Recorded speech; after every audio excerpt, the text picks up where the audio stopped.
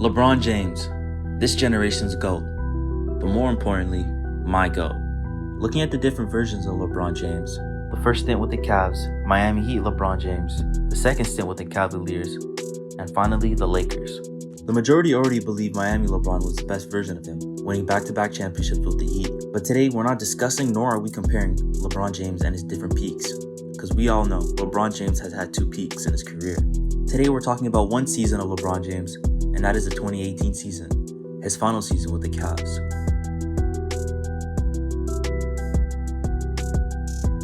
Prior to the season even starting, the Cleveland Cavaliers already had some drama to start with. Kyrie requested a trade, and officially on August 22nd, he was traded to the Boston Celtics. If you want to see robbery in daylight, just look at the trade. Isaiah Thomas, I do feel bad for you. Celtics disrespected you. Moving on, the Cavaliers team didn't look good at the start. Losing 5 out of their first 8 games, the Cavaliers were a dead team, and many sports analysts were starting to write them out so early. I remember that season very well, being a Raptors fan. I remember praying on getting the Cavaliers in the playoffs. I think we all know how that one ended.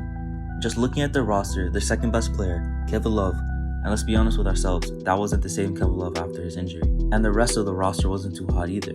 The Cavaliers just didn't give anyone hope. Honestly, we're looking at an early playoff exit, more or less the finals. Looking at the rest of the East, the Celtics with a new superstar, Kyrie Irving, and a rookie Jason Tatum, they look like a very deadly team. The Raptors, who at the time were a playoff lock, the Bucks with a young ascending team with a possible superstar on their hands, and a rookie Ben Simmons making noise with the 76ers. If you asked me at the time, the Cavaliers just weren't it.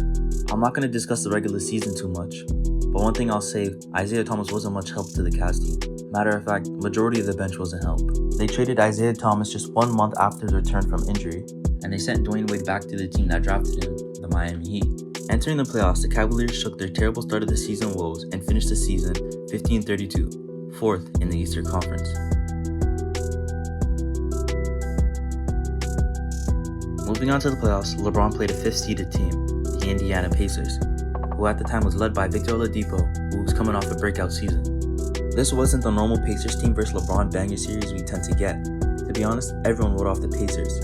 I expected them to leave the playoffs in a 4-0 fashion to LeBron James, but boy did this series have other plans. Indiana shook the Cleveland Cavaliers by winning Game 1 away from home, and at the end of the game they showed us this little kid's face. Game 2 was a bounce-back game for LeBron and the Cavs. Gentlemen sweep on the horizon? No. Indiana win Game 3, but Cleveland yet again bounced back. In Game 5 we get a clutch 3-pointer by LeBron James. Still trying to tell me he isn't clutch? Game 6 was my favorite game of the series. Wanna know why? Look at this beautiful man right here. If you know, you know. Game 7 was a great game all the way through. Oladipo tried his best, but his best wasn't enough, especially against LeBron James.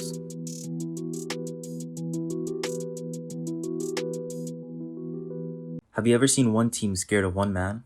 Psychologically affected by this one man? A mental block by this one man? The reason why DeMar DeRozan got traded 2 months later because they couldn't stop this one man? Well yeah, that one man was LeBron James. Diving into the series a little bit deeper, Game 1 hurt for all Raptors fans, even me. We were up the whole game and decided to bring the Cavs back into the game. And that missed layup by Valanciunas at the end of the game. Cavs take a 1-0 lead. Game 2, LeBron decided to learn how to fade away and do it the whole second half. And after this game, all around Toronto and on Twitter, this image was spreading around. Game 3, Raptors looked down and out, but we're still in it. A clutch shot by OG brought the game back to a standstill. Overtime was on the horizon, but one man said no. Some pressure here. And now the big thing is make sure you do not foul anybody here on the dribble. It's going to be James. Sure, here it is. See, it's under 3 seconds to go. Throws up the floater. Still trying to tell me this man isn't clutch? Moving on to Game 4, I didn't even bother to watch the game. I remember doing an assignment and I got the notification. DeMar DeRozan got ejected. And I told myself, for whatever reason, you're getting traded. Yes, I know, I'm a wizard. For my sake, can we move on to the Boston Celtics series? For this series, Boston Celtics versus Cavaliers, let's move on to Game 7. An injured Kyrie had him sidelined throughout the whole series, so Kyrie versus LeBron didn't happen. But one thing did. Jason Tatum versus LeBron happened. A rookie Jason Tatum. This one man right here, Jason Tatum, put in more work than a group of collectives, the Raptors. This Game 7 matchup was an instant classic. Jason Tatum's incredible posterize on LeBron James, and LeBron James' ridiculous and one. This game was a joy to watch. Both teams fighting for that NBA final spot, and no one giving an inch. But yet again, LeBron does LeBron, willing a team to a finals. A team, I might add, that had no place being there. Would any superstar bring that team to the finals? I don't think so.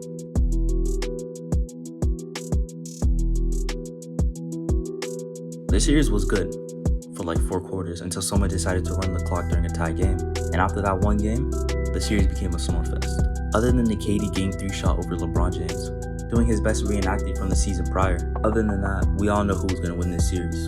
This whole video is speaking of the context of LeBron James and how his presence can win you a game, and with the right pieces, a championship.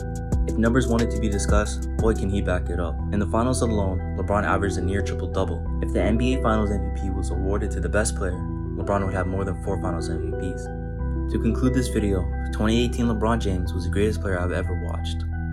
From preying on his downfall to being amazed, LeBron is a generational talent, and one of the few people to exceed his hype entering the NBA. A man who I look up to.